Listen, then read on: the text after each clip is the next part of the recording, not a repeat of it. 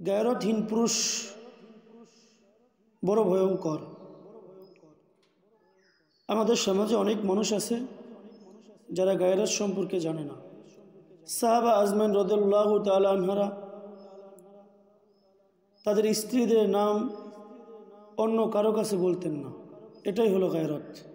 কিন্তু দুঃখের বিষয় হলো আমাদের সমাজের মানুষেরা তাদের স্ত্রীদেরকে আত্মীয় স্বজন বন্ধু বান্ধবের কাছে এমনভাবে উপস্থাপন করায়, তাদের চেহারা চুল রূপ সৌন্দর্য সব কিছু দেখানোর জন্য উতলা হয়ে যায়।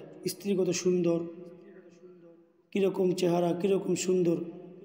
কিয়ামতের ময়দানে এ সমস্ত পুরুষদেরকে অবশ্যই আল্লাহর দরবারে জবাবদিহি করতে হবে এবং কঠিন ভয়াবহ শাস্তির সম্মুখীন হতে হবে। গায়রতহীন পুরুষ বড় ভয়।